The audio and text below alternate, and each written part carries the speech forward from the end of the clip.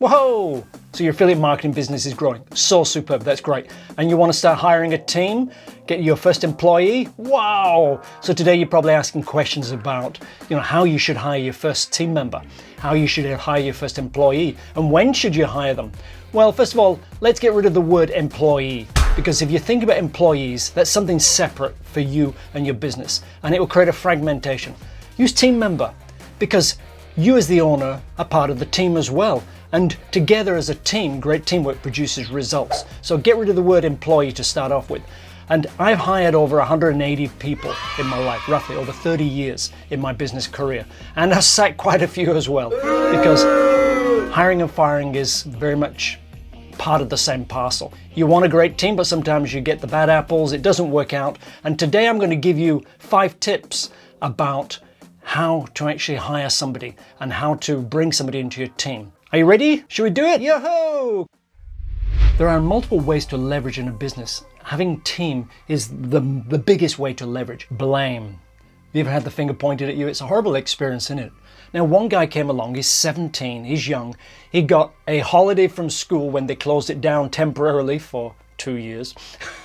He graduated at home after 2 years of staying at home, and he became one of our team members.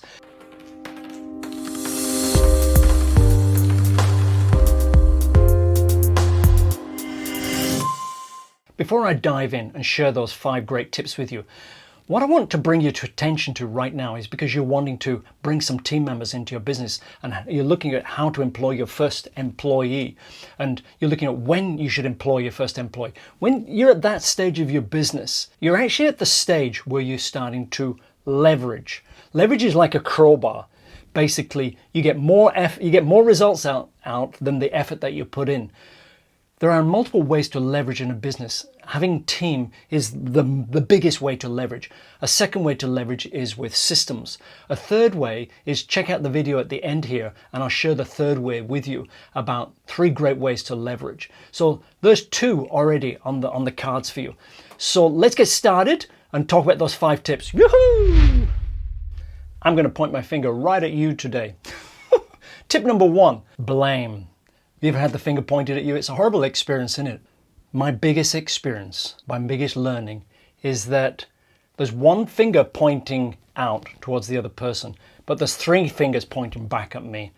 When I fully got that for the very first time in my life, and I realized that I should be the one taking responsibility for everything that happens in my business and in my company, me. And there's 3 fingers pointing back at me. So it's very easy to blame people. You spend a lot of money hiring people, training them, and it's very easy to point the finger at them. But there's 3 fingers pointing back. You must take responsibility when you take on team members in your business. You are going to be frustrated. You are going to be challenged. You will have to step up and move forward in ways that you never thought you would have to do. You'll have to do that. So if you're growing your business and you're bringing your first team member on board, you got a new growing experience. And one day I'll tell you about what the thumb means, because it actually has a meaning too. Let me tell you a story. It's sort of like a funny story back now. When I started my first company, my first real company, I'd had some freelance contracting project works with a small company before that. But my first real company, where I actually had team members and had a team. I hired a lady. We hired a lady. I was working with my marriage partner at the time. And we hired a lady, and in the very first week, she stole from us. The very first week, not even after week 2. So we sacked her at the end of week 1. Horrible experience. She was stealing money out of the till. Check out this picture here. This was our business in New Zealand. Now, this was the precursor to a business that came later called Buy One, Give One. We actually had 2 precursor businesses. That one was in New Zealand, and our second one was in Australia. And then we created Buy One, Give One in Singapore. Have a look at this picture here. We actually have 3 team members, and the lady on the left is Maya. We actually learned after that experience. We stepped up and stepped forward. We bit our tongue, we bit down and said, we've got to learn. We were stupid, we made a lot of mistakes. Let's get focused. And we hired 3 great people with Maya as the team leader. And she was amazing. And we built that business and sold it over a 12-month period and made a lot of money in cash flow and in capital gains. And we bought the business for absolute pittance. And it was an amazing story. One day I'll share that story with you because we bought it as a nothing down business. So as you can see, that is very, very important to remember. take responsibility.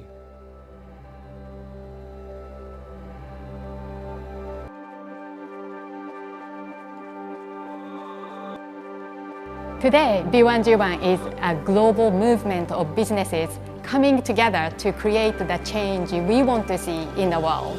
We believe that every little thing we do can create a huge impact. We believe that every business has the power to make a difference. We believe that businesses with a real sense of purpose can change our world.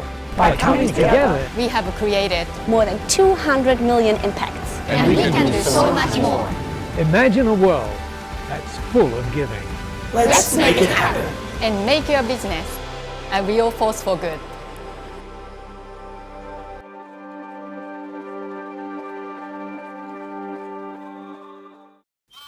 This tip is going to surprise you. Tip number 2. I am not a religious person. I'm a bit of a philosopher, but I'm not a religious person. The tip I'm going to share with you now is gratitude. Yeah, gratitude. The biggest thing I've learned about business is to be grateful. Somebody is coming to your business and willing to exchange their time for money for a job. And as a business owner, you know that the job is just over broke for them. For you, you know that around the world right now, there's the great resignation happening. Everybody's, after coronavirus, is getting away from their job. They're reevaluating what they're doing.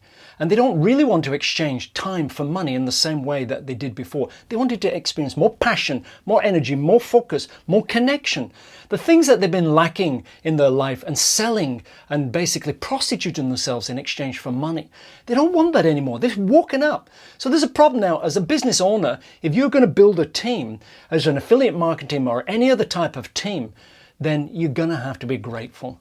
Seriously, significantly grateful for the people in your team. I say that with great feeling because when somebody is helping you build your business, isn't that incredible? Isn't that something amazing? And you give them a small salary in exchange. And even if they're a partner to your business, they're still getting a small part of what it is that you're creating. So gratitude will create results in your business that are mind-boggling. You'll never ever know the payback that gratitude will give you. You'll never know it until you do it. So if you hire somebody as a full-time person into your team, you usually have a big expectation for them. You expect them to do a lot, you're probably paying them a lot, and you expect to get great results right from the gate, get the horse out of the gate running. Well, life is not usually like that. That's nice when it actually happens. But basically, my tip to you today is, for tip number 3, is don't expect huge amounts of efficiency right at the beginning. Build efficiency over periods of time and have an incremental process of growth within your company and your organization. So if you're building a team, make sure that efficiency and growth and expansion is part of your core culture so that every day people are improving. You can do that in so many different ways in your company. So instead of focusing on efficiency when you've got a new team member, focus on connection. Focus on building relationships with them. Focus on actually how to get people to work together in your team efficiently. I once hired, in my last company, Magic Webs, I hired 20 people all at once. Incredible. I've never hired so many people in one go. And it worked out. It worked out because of one thing. They had connection. They were actually the whole class of a university, the leading university in the area. They were the whole class. I hired the whole darn class, all of them, 20 people. And I'm thinking, I'm crazy. My general manager thought I was crazy too. But it worked out right because they had the connection. They'd already done a lot of projects together. They're already doing IT projects together. So it was just an extension of what they were doing. They already had that connection. So they had a lot of efficiency right from point zero, but then the efficiency grew from there. So start off small, focus on systems and process to build efficiency, and then just build connection within your company so that people are feeling connected and inspired. When people are inspired, the productivity goes up and your efficiency goes up. So build your business and keep on going. Yoo-hoo! So my tip number 4 is don't take too long to sack someone. Now, it's never a nice experience sacking for somebody. Get me right. It's not a nice experience. It's a horrible experience. I've sacked a lot of people in my life. I've hired a lot of people and I've sacked. It's the most horrible thing I ever want to do in my life. But it has to be done. Don't take too long to sack someone. And the longer you take, the worse the problem becomes. And Don't think that when you sack somebody, it's the end of their life. It often can be their beginning. I had one guy, and he was actually one of the best in my last company, which was Magic Webs. I'm running out of Singapore as a SEO company. And he was one of the best guys in our company. He was so smart, but he was out of focus. We weren't actually stretching him enough in his own capacity. He was bored, but he wasn't taking responsibility. I had to let him go. Now that same guy now is out of Dubai doing a company and is sort of like doing really well. And we're still in touch, and occasionally we do some sort of cross projects together, and it's worked out great. He's now got a team of 6 or 7 people himself. I've helped him a little with his business sometimes, but he's just a smart guy. So he's one of my best team members, and he was one of them. I had to sack him. So don't take too long to sack people, because it's not the end of the world for them. It's very easy to be overcautious, especially when you hire your first team member. And you may want sort of the ideal person. I tell you what, when you bring somebody into your team, they become the ideal person over a period of time. They don't usually are the instant best fit for your company. Now, watch this video here. It's a little snip. This is from Think Media guys. Now, they're a great team. I love the guys. I've learned a lot from them. They're a brilliant team, but they're hiring, or they're looking to hire one of their first employees. But if you watch this video, and you'll find that basically they're trying to hire a partner, not a team member. So always remember that basically you're looking for somebody who's a team member. They're not going to be a partner. So biggest tip now is start small. Don't jump in with massive expectations with somebody for one of your new team members. Start small and build. Start them off on a small project. Hire them as a freelancer on something like Upwork or on freelancer.com, something like that. Hire them on a small project. See how they get on. Go send in some errands and run around the block and give them some minor small projects and see how they go. Test, measure, test, measure. Don't expect too much at the beginning. People will grow into your team as they feel inspired about your team, as they feel connected with you. Don't expect that connection to be there right at the beginning, because it's just not going to be there. And if you get stuck in your head thinking that, you're going to actually not get the result, and you're going to be very disappointed. So Think Media, I think they'll find the right person, but they may have to realize that they're looking for a partner, not an employee, not a team member. We are hiring at Think Media. It doesn't matter if you have the highest skill set in the world. Like, if you don't have character, then you already lost. I tell you a small story. We have a small organic farm here, and it's a hobby farm, and we only have one full-time employee, one full-time team member. I'm using the word employee today, interchanging it, because that's the mindset of a lot of people. So I'm trying to connect with your existing way of thinking, but they're team members to me. So we have one person. Now, we don't need a lot of people, but we do need another person. Now, one guy came along, he's 17, he's young. He got a holiday from school when they closed it down temporarily for 2 years. He graduated at home after 2 years of staying at home, and he became one of our team members. But I didn't know what to do with him. You know, like, he didn't quite have what we wanted at the beginning, but he was very young, very naive. So I sent him on some errands. His first job was a 2-hour project. His next job was to dig a hole. His next project was like half a day. So I slowly built it up. Then I gave him a whole day. But I didn't say, I've got a job for you. I just gave him small, and just saw how it went. Eventually, I started him running on 2 days a week. Now he's running on 3 days a week. And he's done a lot of projects with us. He's done around about 20 projects with us. So I've had a good taster for this guy. His name's Christian. So I've got a great taster for Christian. I know his skills, I know his weaknesses, I know his strengths. I feel good about him. He feels good about us. He's connecting him with the team.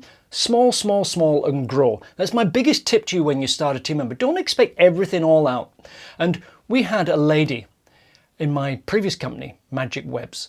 We had 40 people in that team. When she started off as a content writer. She was writing for us, and she was working as a freelancer part-time. She had a young daughter, and she had a lot of other projects.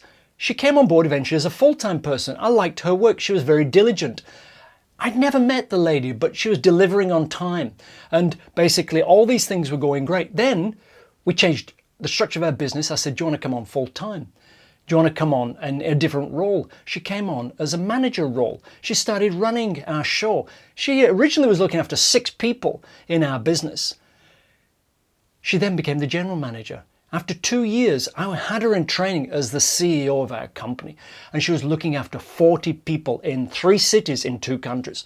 So we started small and we grew and built the relationship. So that's the biggest thing I can recommend you to do, is start small and build. Whoa, you've done great. I hope you've got a lot of value today. If you have, when you hit the like button, that allows this channel to grow, and I really appreciate that. So that then kicks the Google algorithm off, gives it a little boot up the bum, and allows other people to start seeing these videos. And also, comments below help a lot. So if you could add a comment about what you gained from this video, what you'd like to see me cover, and anything else about connecting with me on this channel, please leave a comment. I'd really like that. A great continuation of this video is this video here.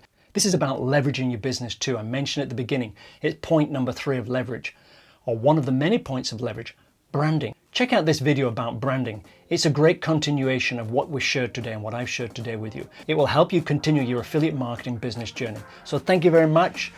Catch you again soon in the next video, and yahoo!